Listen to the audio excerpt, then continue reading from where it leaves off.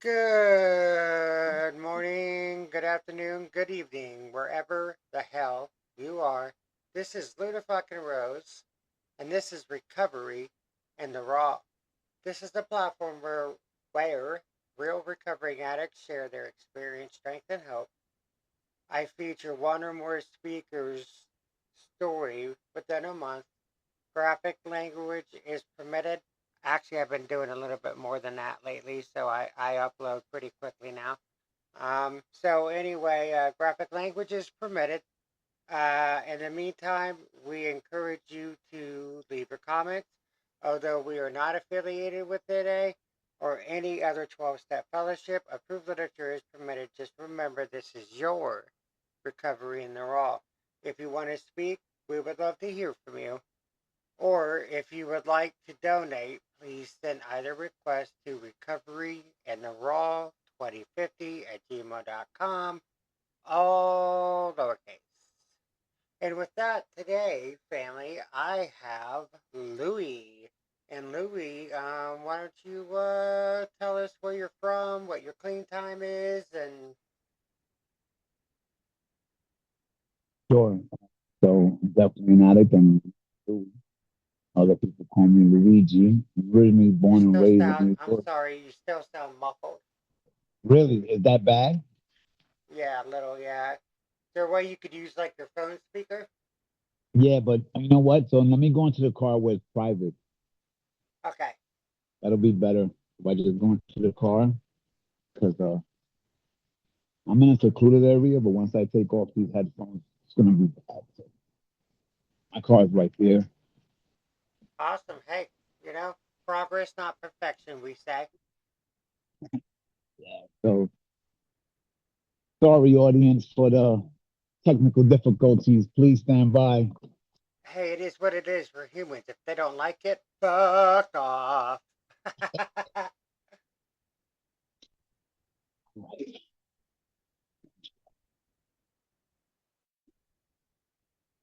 These out my ear so you can get a better audio.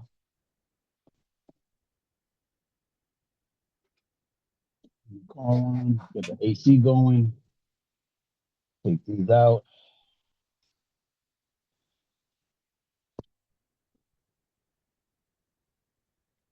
Man, that coffee was hot. I was about to end up like Freddy Krueger's face for a second. I thought I was That. like, ah. All right. Let's connect the audio.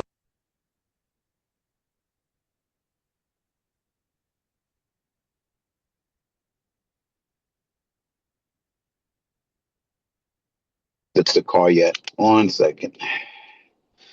What's the hold up? What is the hold up? That sounds better. Much better? Yeah. Let's go. Let's get it. All All right. right. All right, Louie, go ahead and introduce yourself. Tell us where you're from, what your clean time is. You got it. All right. Louis Addict, and originally born and raised in New York. But right now I currently live in California, Southern California. And our clean date is September 7th, 2011. All right, Louie. So, why don't you tell us a little bit about your childhood, if you want? Again, this is recovery in the raw, so be as real, Sure, raw. sure. You can cuss, you can whatever. So go ahead. 100%. So, born in Spanish Harlem, I came from a mom that was also young. I think she had me when she was like 17. And born in Spanish Harlem, which is the barrio in New York City. It runs from like 96th Street to 125th Street on the east side because they have Spanish Harlem and Black Harlem. And grew there. I stood there to about maybe 8 years old. When I was about 8 years old, my mom packed up me and my sister, and we moved to the Bronx. And I spent the majority of my adolescent, teenage, young adult life in the Bronx. Then after that, I lived in every borough in New York City, but grew up in the Bronx, a little section of the Woodlawn area of the Bronx. It was my mom and my stepfather. Yeah, by that time, stepfather. I mean, we started off in the South Bronx, but most of my memories go back to Woodlawn, and I had to say, oh, actually, you know what? I'm sorry. I take that back, man. I haven't told my story in a while. The Morris section of the Bronx, I could probably go back as like 6, 7 years old, but I'm not gonna go into those type of those details. But my mom had this my stepfather, which he ended up having a kid with my mom, so my little sister's father, and we grew up in the Morris Avenue section of the Bronx for a few years. Uh, I want to say we were probably uh, lower middle class. He was a drug dealer, but I didn't know that. I didn't know that until I became another older teenager, 16, 17. I found out he was a drug dealer, and he transported drugs and guns from New York to other states. And I remember him taking us on family vacations, but it was really his mask. It was him acting like he's taking family trips, but really he was transporting his illegal things. Uh, and now I know why I traveled so much as a kid, man, and we did so much things because he was fucking into illegal activities. He was very disciplined, hardcore. Physical abuse on anything that we didn't follow his regimen, rules and regulations, chores, academic. Um, but I thought that was norm. If I didn't clean the bathroom the right way, I got my ass whipped. If I didn't fluff the pillows to our living room set, the living room set that was all plush pillows, if I didn't fluff them right, I got my ass whipped. If I didn't do the laundry right, I got my ass whipped. And if I didn't get A's, I got my ass whipped. And so I was very well advanced academically. That I sounds was a in lot EP like classes, so that's that like sounds the a lot highest. real quick. I was gonna say that sounds a lot like my father. You know what I mean? So I was smiling because I could relate. Like, because my father's You can Air relate, Force, yeah. Air Force, and then became a cop. So he was really stern as well. Mm, strict. Yeah, Yeah. So I yeah. didn't mean That's to some cut you strict shit. off, but I just wanted to, I wanted to let you know You're how fine. relatable. We're good. Yeah, Yeah. Real yeah. We're quick to that. conversing. Feel free. Anything relates. Real quick to that. You know, can you say up until the point you found recovery and all this stuff? Can you say that those instances with him, and the way that he was, played a role in your In my using or my youth? using, like, how he My treated you and how he, using. yeah, Um, I don't no, I don't think that played a part in my using. I can go straight to where I think played a part. You wanted me to give you a little bit.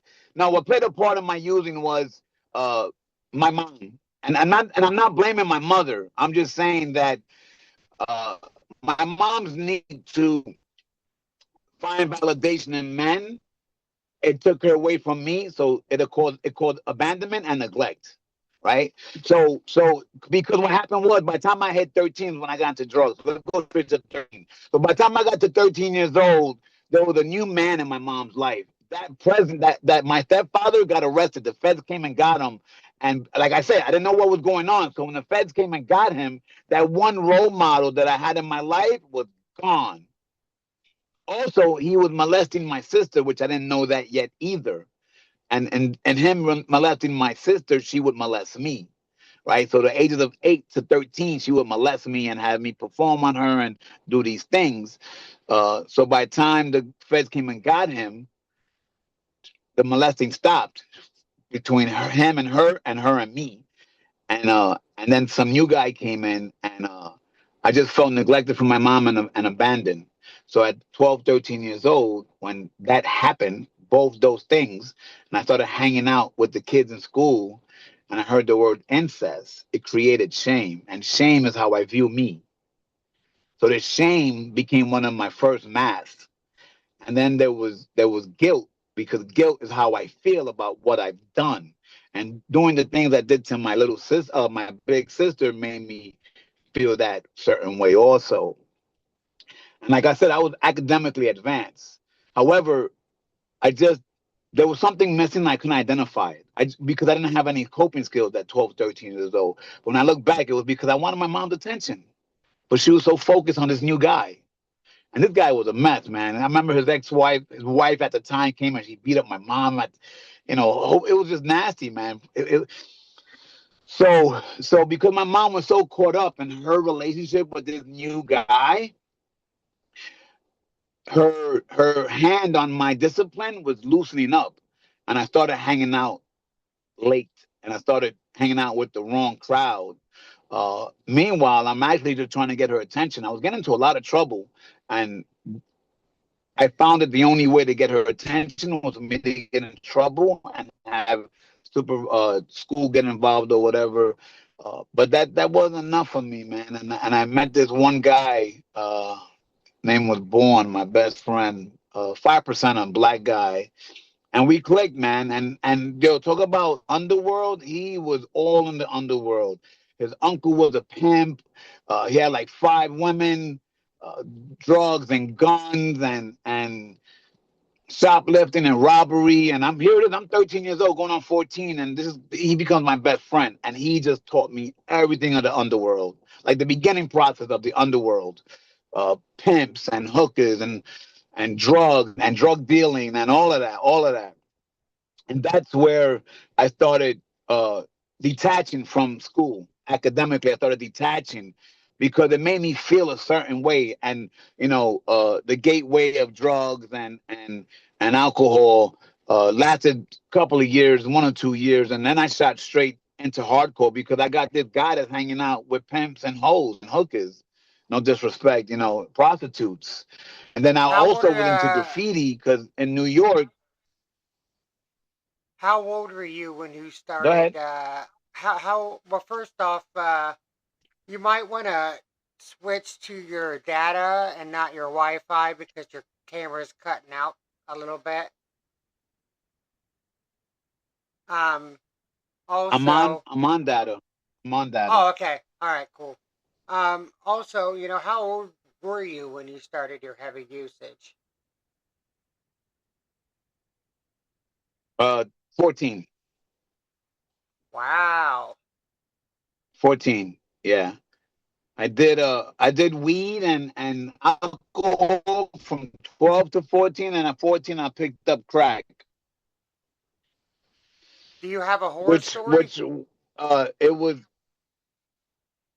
I have a what? A horror story. Any like something that kind of rocked your world that you might want to share, like, during your usage? Oh, horror story? No horror stories at that age, man. It was just me trying to find myself. So I thought I can find myself, with this kid Born, and you know, yeah, I was just lost, man, trying to figure out. I had ambition and things I wanted to do, but once I started hanging out with, because I could look, see, I could identify what was going on now because of what I've learned educationally and through recovery.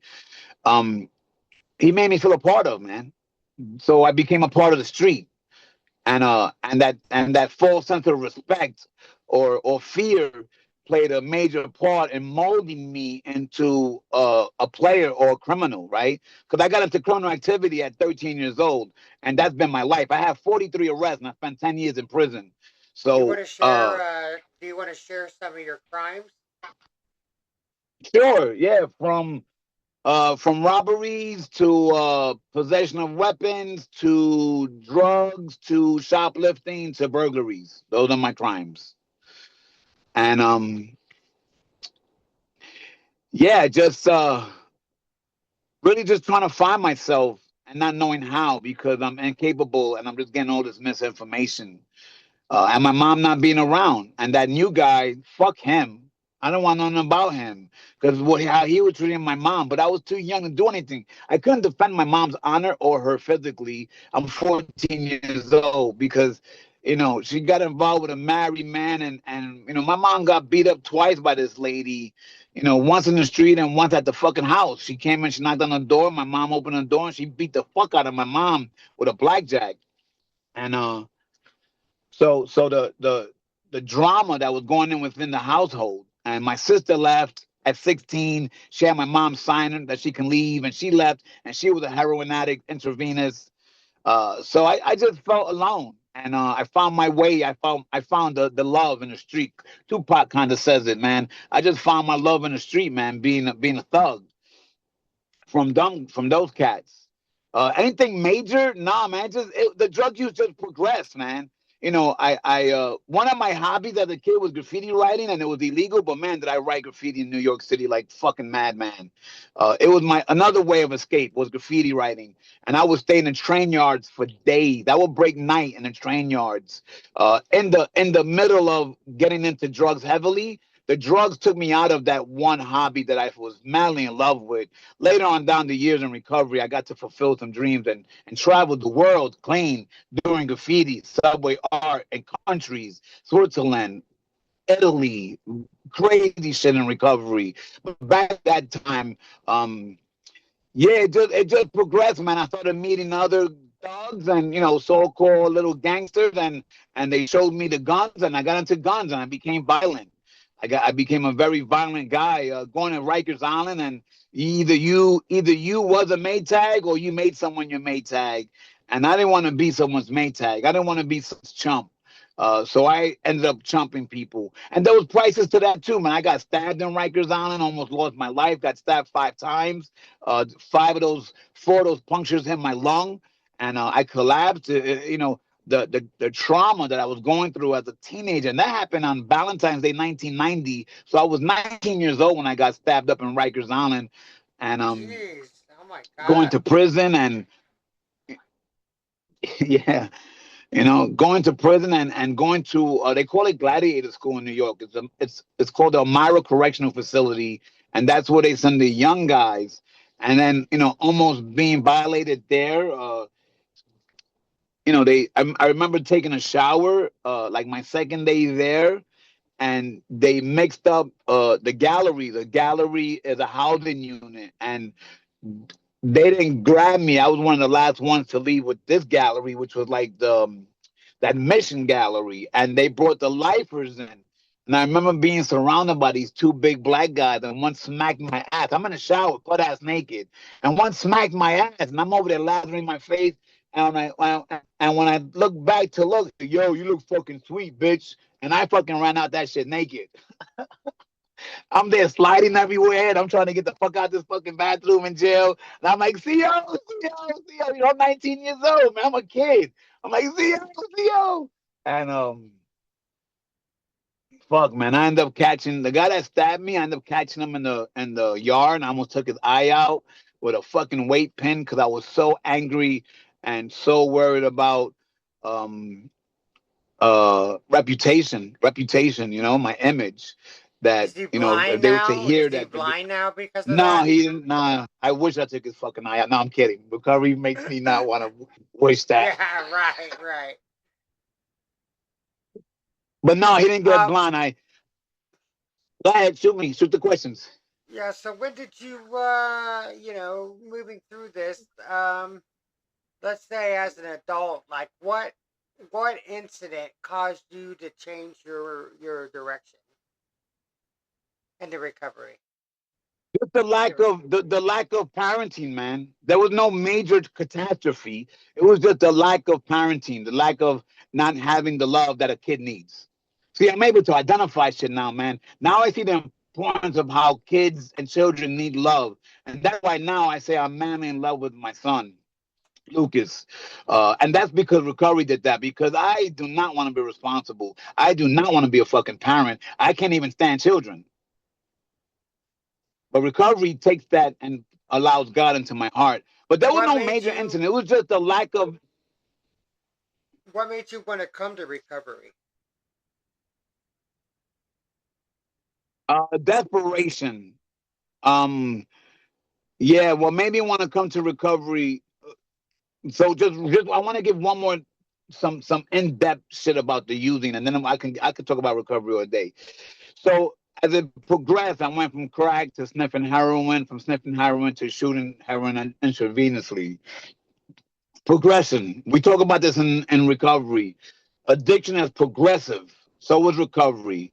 Either you're chasing recovery or you're chasing disease. One or the other. There is no stagnation. There's no standstill. Either you're in behaviors that are taking you back to a place where you're going to be an asshole, or you're trying your best to make an effort to be a better person. So it's one or the other. There's no fuck gray area in our recovery process. And once I got to that shooting up, man, catching Hep C in Rikers Island, like I was a fucking mess. Like I caught Hep C because I was stealing needles at the infirmary in Rikers Island so I can shoot up while I'm in prison, while I'm in jail. I have a habit. So this disease is fucking no joke. I know how alive, or I do know it's grace and mercy. So yeah, so I just wanted to share. This is where this thing took me to: home invasions, robbery, impersonating police. I was just a frag necessary. I did not care. I would rationalize that I'm robbing drug dealers, number spots, and loan sharks. I'm not getting the average Joe. At the very end, at the very, very end of at the very end of my road, I found myself homeless. I was homeless while using. This is where I got clean. I found myself homeless once again. I got well, and I'm in this park, and I'm watching people go to work and kids go to school. And at that time, I was with a girl for 10 years, and she had 9 months clean. And in that moment, I can hear my voice. I can hear God. Because God and my disease comes in my voice. It's my fucking voice. And I can hear that inner conscience saying, yo, you deserve better. This is not what I had planned for you. And in that fucking moment, I realized that I wanted something different. So I had my little Obama phone that we called back on the East Coast because Medicaid pays for it. And Obama was in the office at the time. And I called her up. She had 9 months clean. I called her up. And for the first time, I practiced some surrender and some humility. And I said, hey, Steph, I need help. And I don't know what to do. I don't, the fucking humility, and I don't know what to do. And that was it. That was Isn't it. that She the started isn't giving me that the suggestions. And I did not. isn't isn't that the biggest step? That's one of the biggest steps to take right there. 100%. The surrender. Surrender and humility. The surrender is the most. Surrender is the biggest because surrender for me is I come to a realization I can't do drugs no more. Can't do drugs no more. And yeah, we talk about just for today. Fuck that. I go beyond that, and I don't say to me. I don't say it with confidence or confidence. I say it with faith and trust and commitment. I don't ever want to fucking use again. And And you don't have what to. happened was And you that don't you obsession. well you don't have to No, use I don't have again. to. No, no, no. The biggest component for me with the obsession was lifted, was taken. It's kind of like in the movie Face Off when the guy he goes like this, face off. That obsession was fucking sucked out of me, and to me, for me, my belief was it was a God. A God has the power to lift that obsession from me. Now let me And ask you this. Let me ask you I don't, this. Let me ask you this. How did you accomplish that? How are you accomplishing that? I don't, I don't. It's not me. I don't accomplish that. It's not my story. No, Correct. no.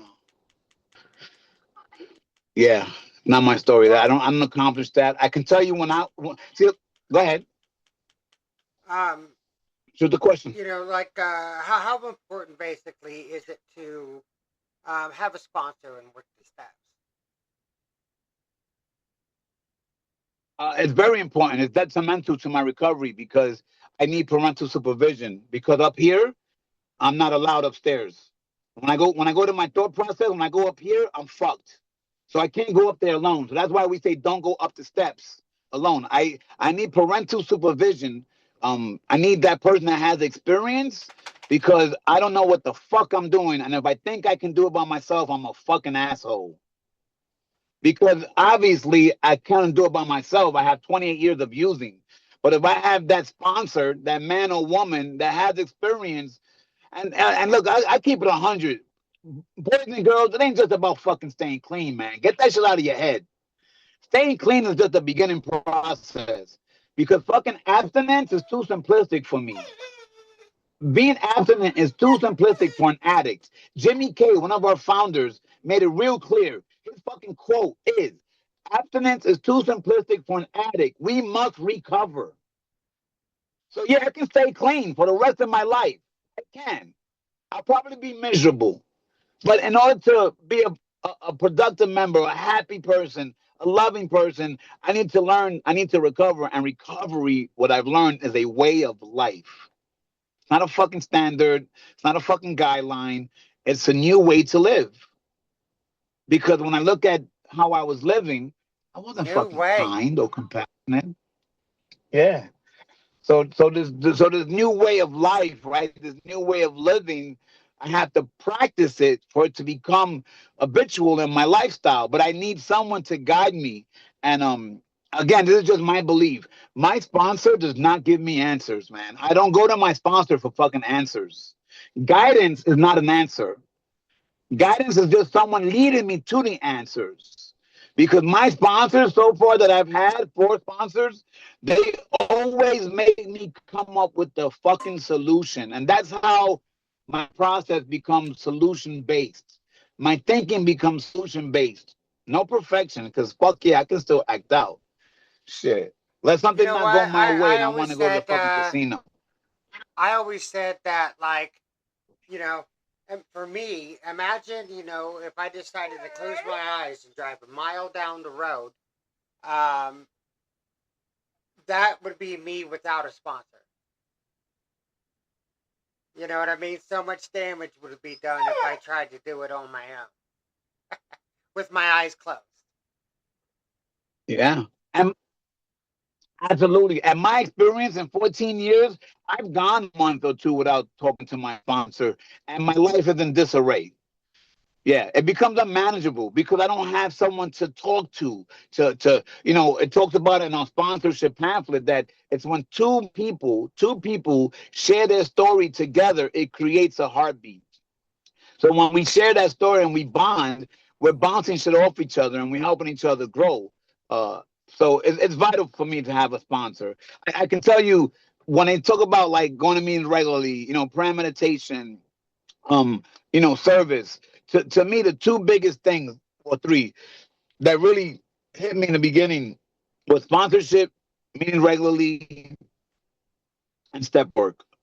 Those to me. I didn't get to service to 2 years in. Prayer, I didn't get into 3 years in. Meditation, I didn't get into 8 years in. But yes, they fucking enhance the quality of my life for sure into a practice. And that's all it is, guys. It's a fucking practice. Are you willing to practice something fucking different? My thinking does not work. I can't go off of old ideas trying to get the same result. That's the insanity that we talk about because all I'm filled up is with old ideas. I had a way of living. So coming into recovery, I have to change that way of living. The way I respond, the way I react, the way I deal with life has to be changed. Go ahead. How hard was it for you to do your fourth step? Great question. The first one, the first round, uh, I don't know if it was hard, but I definitely was probably uh I was probably self-righteous on my first one. It took me about 17 months to start writing on it because I keep it 100. I fucking thought I had it. I thought I arrived after my first third step. I fucking was clear as day. I thought I had it. I didn't need to move forward. I heard about 1, 2, 3, 1, 2, 3, 1, 2, 3. I did my third step with 9 months clean, and I didn't pick up my fourth step to 18 months clean. So that's yeah, like 11, 12 months later. Um, but since then I've done three more rounds, and it's like a 2 to 3 week gap. And what I do is I go back to the third step. If I get stuck, if I get stagnated, if I procrastinate, get lazy, avoid, because those are the defects: avoidance, procrastination, laziness. If I get caught up in that, I go back to step three. I read it because whatever I need to go into four, you get from three. Right, that commitment. When I commit to NA, so the first one was challenging because I allowed it to be challenging. Yeah, because I was fucking self-centered and fucking self-righteous. It wasn't about me being in fear to deal with some shit or didn't want to. I just thought I was good, and that's denial. Go ahead. You know what I noticed is that like I did the steps. I did all the way to 8, and I relapsed. And now I hit step 4 again. So now I'm actually on step 7. Um, and I can say that I did this step. I addressed something in my first round of step 4. And, I went to do my second round of step 4. Wasn't even going to bring this instance up, but it just felt like it was in my gut. So I did. And, I bawled my eyes out, all this kind of thing. And I'm saying this because, just because you do the fourth step one time doesn't mean that it's all good. You know what I mean? It doesn't mean that it's all good because it could still resonate into the next round of 4 step. And then, like, hopefully in my next round of 4 step, well, I already know in my next round of 4 step, it won't be there. You know what I mean? Do you get what I'm saying? 100%. That's the purpose of doing round after round for me, at least. I know people that done one round and they've been clean 30 years, but that's not my business. I'm just saying that there are people I That's need their to do round recovery. after round after round. Yeah, yeah. I continue round after round because my first round was just the surface. It was just one layer, right? And I don't know how many layers I got, but the first layer, it was just the surface shit for me. Not that I didn't cry, but now that I've done a few rounds, I can look back and say, yo, that was just fucking surface shit.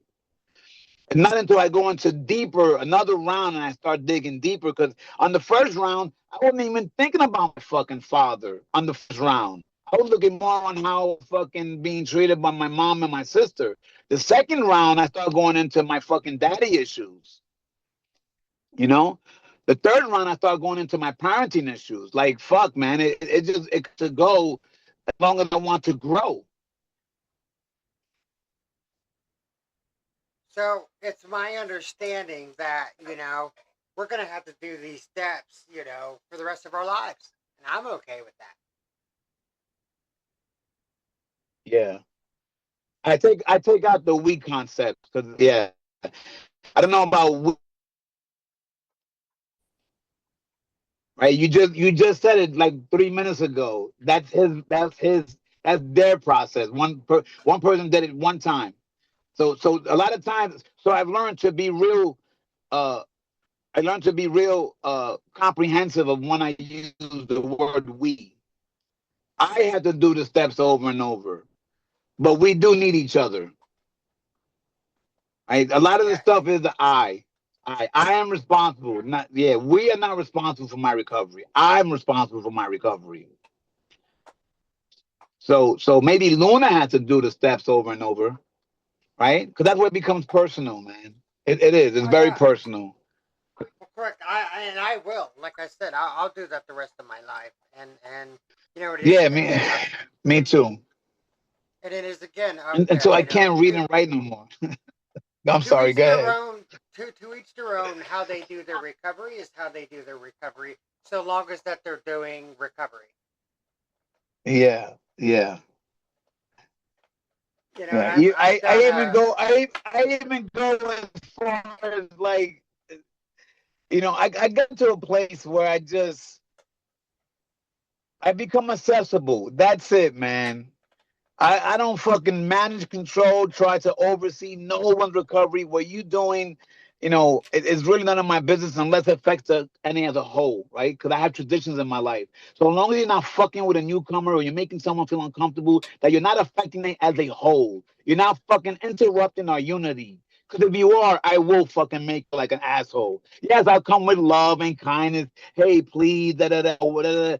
But I've been in group consciousness that we fucking barred and banned people from the meeting because they're a fucking threat. I've been in group consciousness that we call the police because they're a fucking threat. We are still a society of men and women where we are not perfect. So we still have to have guidelines. We have to follow our traditions. Fuck, man. I was fucking bomb meetings sometimes because of my violence. I didn't stop putting my hands on people till I had 3 years clean.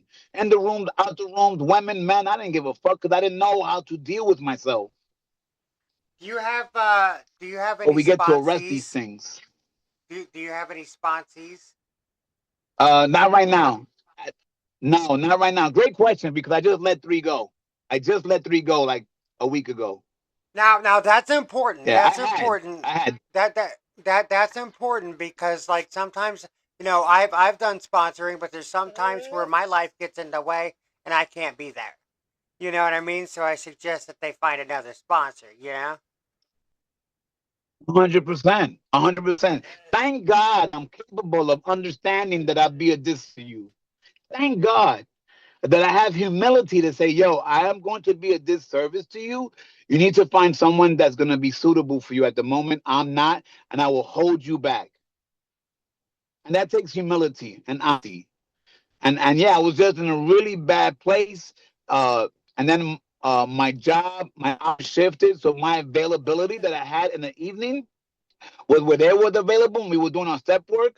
But I kept rescheduling because of work, and it wasn't fair to them. It wasn't fair to them. So I wait till God puts me back in position again. All right. Can you give me Yes, 1 sec? Can you give me 1 second? And I'm sorry, take it, fam. take your I'm sorry, time. family, but I gotta take the dog out. um. So, go ahead and share some more of your shit while I'm gone, and I'll be back. Okay, okay, all right. I'll talk about recovery. That's Yeah, great. I sure, love it. The interviewer sure. had to Yeah, go walk the dog. Real life. I taking some love time. Yeah, there you love go. it. Hold on, I'll be right back. Yeah, yeah, yeah, yeah. I'll break down one, two, and three. This is great. Um, Listen, everyone, man. I'm passionate about recovery because I'm passionate about life. My desperation, the whole God of the desperation. My life was a mess. It was unmanageable. I was committing crimes. I was in and out of jail, in and out of shelters. The drugs just. I allowed the drugs to, and I'm not, and not realizing this at that moment because I don't know. But my addiction progressed to a place where it talks about like this animal level of I'm just surviving, right? And by any means necessary. And I remember Father's Day of 2011.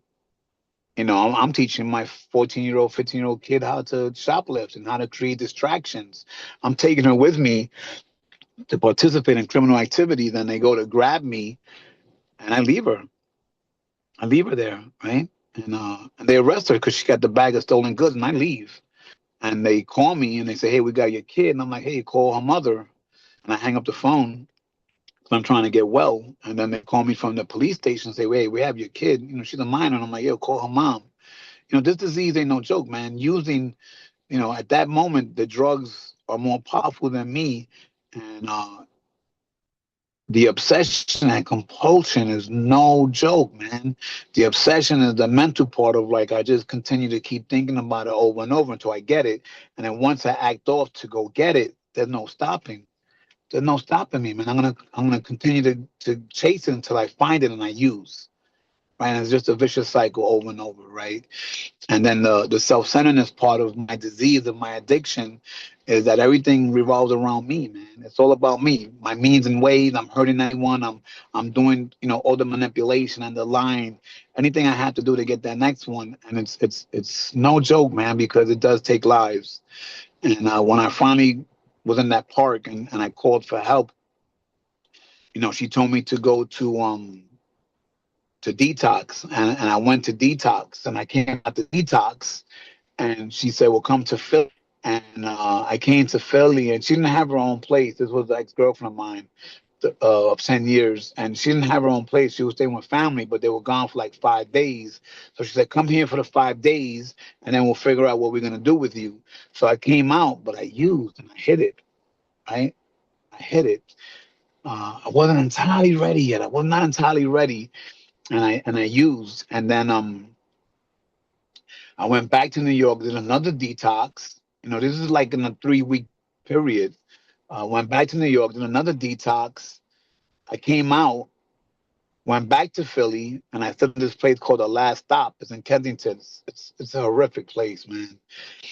I went there and used again. Right, I had someone that was in the basement with me in this place in The Last Stop. You sleep in a basement. There's like milk crates and plywood and I had a couple of dollars and I said, hey, let's go cop. And we copped and I used one more time. I mean, I used again, and now I'm in the streets of Kensington. I know no one, and I called up my girl. She has her sponsor at that time had like 25, 26 years, and I called her up and I said, yo, I'm in the streets, and she goes, I'm gonna come get you. And this is the love of NA and how people do things, and of course because of the connection between her and her sponsor, and then her and me, her sponsor uh, comes with her, come get me in Kensington, right? And Kensington's a wreck, man. So they take me to her house up in the suburbs of Pennsylvania, and stay there for a few days. And she tries to figure out how to get me help. And what happens is, she makes all her contacts because she's been clean for over 25 years. She called all her friends, all her people in NA, and no one can help me get into a facility in Philadelphia, in Pennsylvania. And then she says, hey, do you still have New York ID and your Medicaid? I'm like, yeah, I do. And this is the day I started the process. She goes, all right, well, we're going to get you a bed in New York. We're going to take you back to New York so you can get clean. We can start the process. So I'm like, all right, cool. So we get a bed for this facility in Queens, not affiliated with Narcotics Anonymous. We get there, guys, and it's about 4 o'clock in the afternoon. And the computers are down, so they can't admit me, and they don't want to stay in New York. They're going back to Philadelphia. And she goes, I'm not taking you back to Philly. You're staying here. So I begged my girlfriend at the time of 10 years. I begged her for $20, begged her. And she said, yo, I'm going against what I believe in, but I'm going to give you the 20. She gives me the $20. I had to stay in the street that night because the computers are down. And once the computers are down, you can't admit it to the detox. And I stay in the street. I go, I get the last two. I do one that night. And in New York, man, we're so fortunate. You call them up, they come and they get you to take you to detox. And I did my morning one. They come and they get me at 7 o'clock in the morning, and that was the very last day I used, was that morning. And it started. The process started. I went to a detox, stayed there for 5 days. I woke up on September 7th, 2011, with no methadone in my system, and that was my clean date. When I woke up, I didn't take no type of replacement medication, nothing. And she gave me a suggestion. She said, go to rehab. And once again, I can feel that surrender. I said, sure, because I never did a fucking rehab, ever, ever. I said, sure. And I can feel that sense of surrender. And I went to rehab. And now I am completely clean, no replacement. I got a little bit of clarity, and I heard a message when H and I came in. And even with that, guys, it's still a little challenging, right? Because you're talking about 28 years of the street.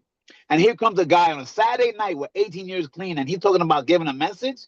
Do you not think my thought process was like, oh, they paying him? I know he got to get some type of gas money. He don't got 18 years clean. Who the fuck comes on a Saturday night on the day off to come give a message to fucking losers? All the stuff that goes in my head. And he gave a message, and I cried. I cried. And in that moment, I knew I wanted to fucking stay in Narcotics Anonymous, and I have not left since I got released. He said, go to meetings, raise your hand, say you need help, say your name, and we'll fucking snatch you up. And that was it, man. I fucking bought in the steps. I fucking bought in. I bought in. I went to meetings regularly, 2, 3 a day, fucking traveling all over Philadelphia, no car. So when someone says I can't get to a meeting, I just say full of shit. Because I had no car and I had to use public transportation or in a rural area and there's no bus. Yeah, I get it. I get it. And thank God for Zoom. Go ahead. She's back. Couple things. A couple things. I want to stress to everyone Shoot. listening that I want to stress to everyone listening that um, when we talk about relapse, so often we hear Relapse is a part of recovery. Relapse is a part of recovery. No, relapse exists in recovery. We make it a part of our story. So I just want everyone to know that, that relapse is not necessary to recover. Well, I'll even make it more strong and just say relapse is not part of recovery. Yeah, It's not a requirement, guys. See, if you read our literature, it tells you, though, that's the exact sentence. Relapse is not a requirement. It's not. And then what? That's your story.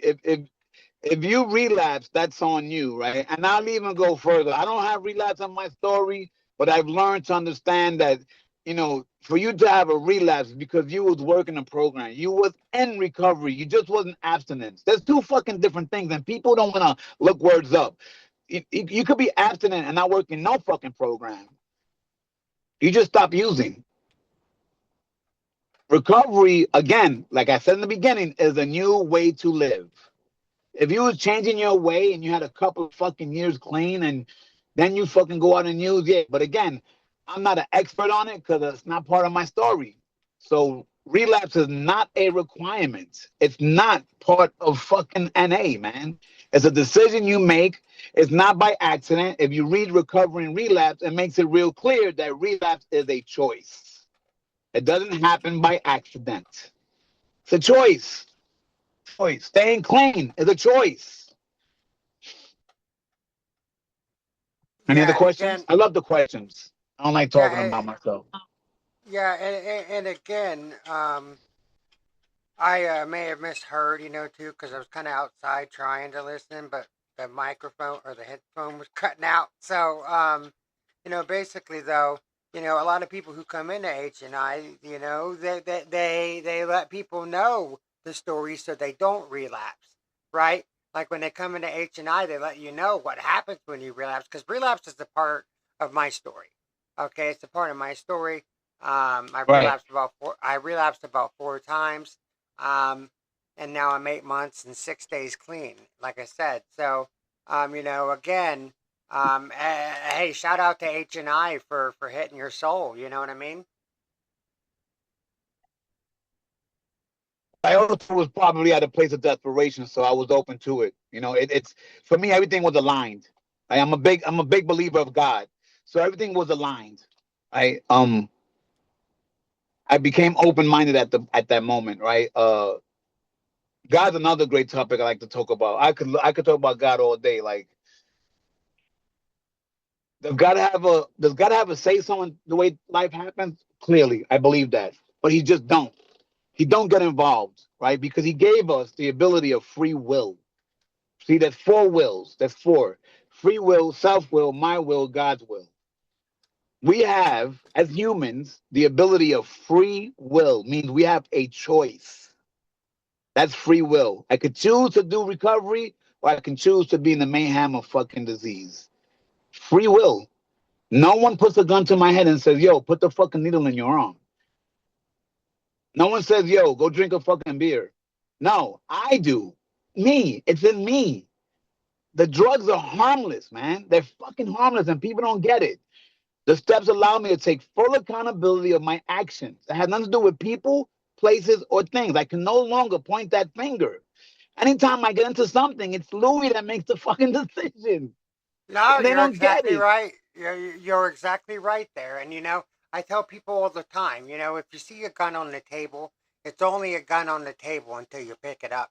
That's right. Until you pick it up.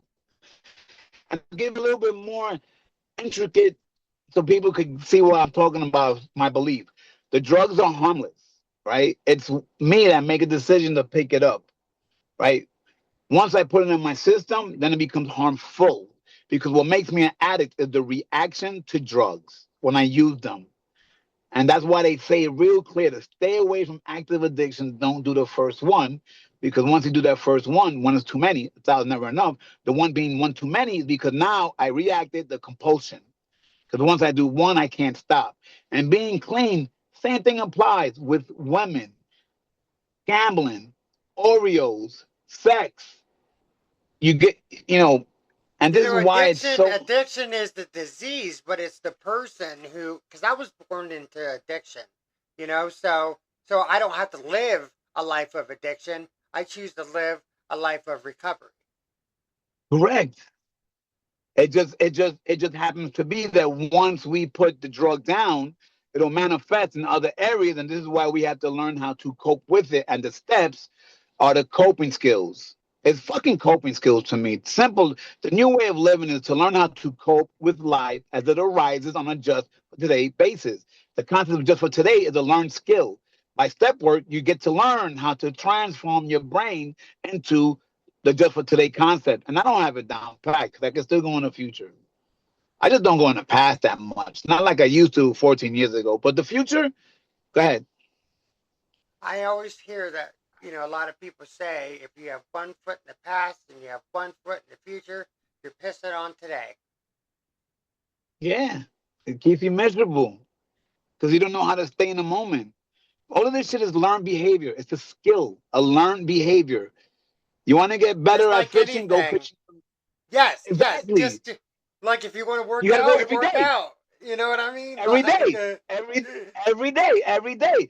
So if I want to stay clean, of course, staying clean.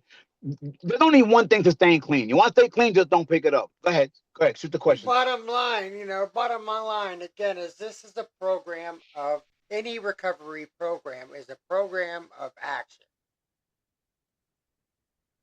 It's a practice. It's a fucking practice. This is why we say go to meetings regularly, get a sponsor, go into the steps, because we're continuously practicing something new. As we practice it, we recondition our thinking. It's the action. I cannot think my way into a new way of life. I have to live, I have to do the action to recondition my thinking. And one of my greatest analogies that I came up with was how we recondition our thinking through action is simple as when you're 5 years old and someone teaches you how to tie a shoelace. You don't fucking learn it by someone telling it to you. They show you, hey, take the ear, make a bunny, put the bunny through the other bunny, tie it. Someone's showing you this. A sponsor. Go ahead. Thomas Edison, he was also a crook, but he was, human. One of the things that he said was, the key to success is failure. I've figured out 5,000 ways on not how to make a light bulb and only one right way. Correct. So that bunny, that tie, that shoelace tie, someone's showing you. Guardian, foster parent, sister, someone's showing it to you. As they're showing it to you, you are mimicking it. You are copying what they're doing. After a few times, by the action, after a few times, what happens? It becomes a fucking memory. You learn memory by action. That's why we say go to meetings regularly so you can hear a message, right? I need to continue to be fed. My disease is going to be fed one way or another. It's going to be fed. It's going to be fed. That's why we say change people, places, and things. I got to get away from that stuff because it's been repetitiously in my life for a long time. I got to stick around the crowd that people are willing, that they're sacrificing, that they're trying to make something different. I need that energy. I need that energy so it encourages me to want to keep doing it. Yes, some are sicker than others. Fuck yes. Some are sicker than others. Some come with some real deep rooted shit. Some people need outside help. Yes, 100%. Real quick in closing here. Um, geez, Louis, thank you so much for your experience, strength, Of and hope. course. Um, you Absolutely. know, all the wisdom you brought to the table. I admire you. There's a lot of things that you said. There's a lot of things that each and every one person that I've interviewed have said that resonate with me.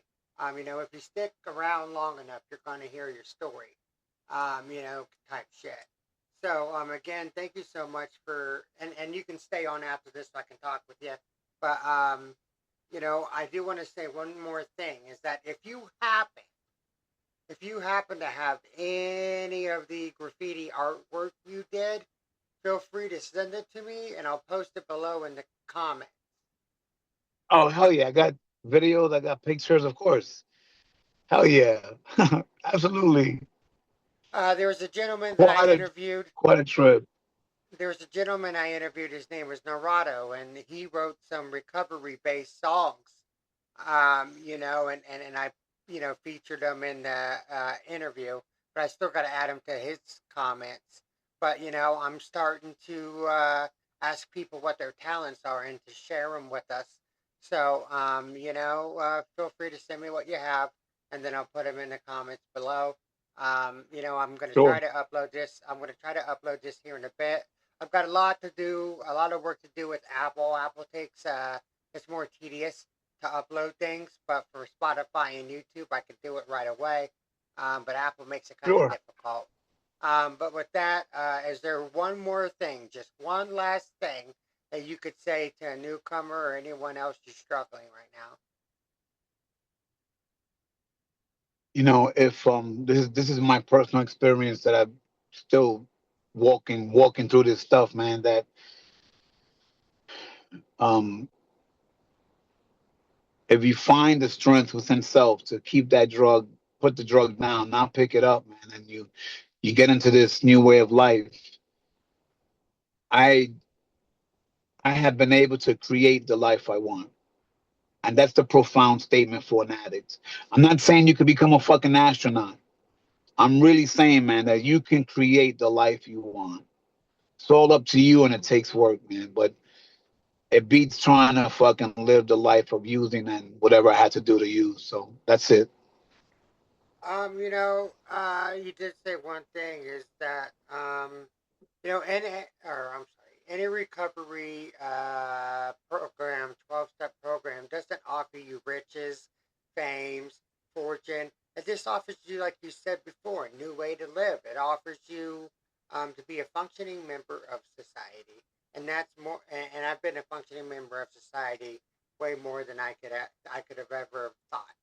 And so have you by helping me today. So again, thank you so much. I'm going to stop recording and stick around, but thank you, family, for listening. And we love you. Keep a smile on your face. Let it shine brighter than the sun. And you stay clean. I mean, Luna fucking That's it. Rose and Luna fucking Rose and Louie.